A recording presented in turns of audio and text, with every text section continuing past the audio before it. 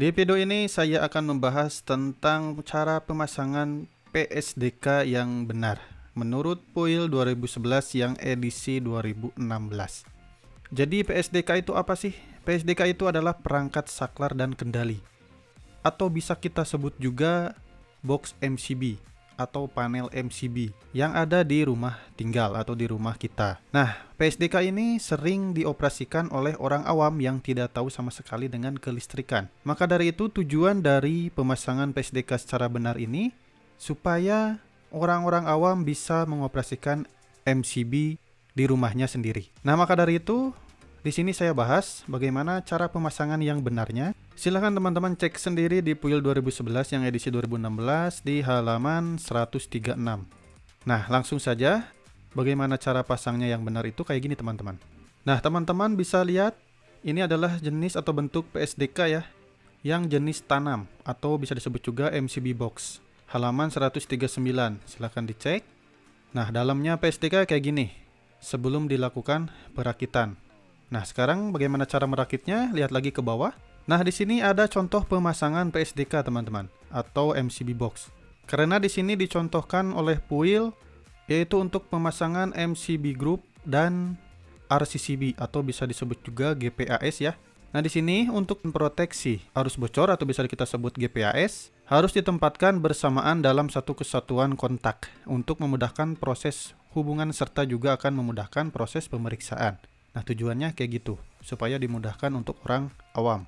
Nah, yang paling utama di sini sering terjadi kekeliruan antara teman-teman ya. Jadi untuk pemasangan MCB itu, di mana kabel dapat masuk dari arah atas maupun bawah. Lihat nih teman-teman. Karena banyak sekali yang komentar bahwa pemasangan MCB itu harus dari atas. Tetapi sebenarnya bisa dari atas atau dari bawah.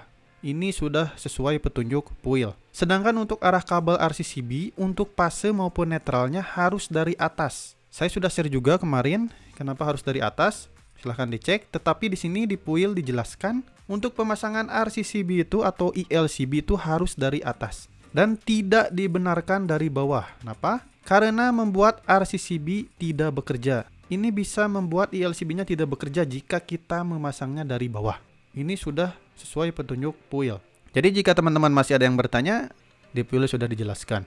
Nah, di sini dijelaskan untuk pemasangan busbar sisir yang menggabungkan outlet dan inlet GPAS atau ILCB untuk menghubungkan secara paralel antara komponen PSDK, atau bisa disebut untuk output dari ILCB ya disambungkan dengan MCB. Kita lanjut. Nah, di sini dijelaskan pasang kabel pasa pada sisi outlet GPAL. Pastikan ikatan mur bautnya kencang atau untuk mencegah terjadinya busur api. Kalau ini sudah paham semua ya, bahwa untuk pemasangan kabelnya harus kencang agar tidak terjadinya busur api. Pasti sudah paham semuanya.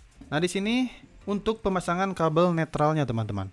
Pasang kabel netral pada blok terminal sisi atas. Jadi pemasangan netral itu harus yang di sisi atas. Dan kabel netral harus yang warna biru teman-teman. Seperti yang sudah saya jelaskan di video sebelumnya tentang arti warna kabel, di sana sudah dijelaskan pasa, netral, dan grounding warnanya harus apa.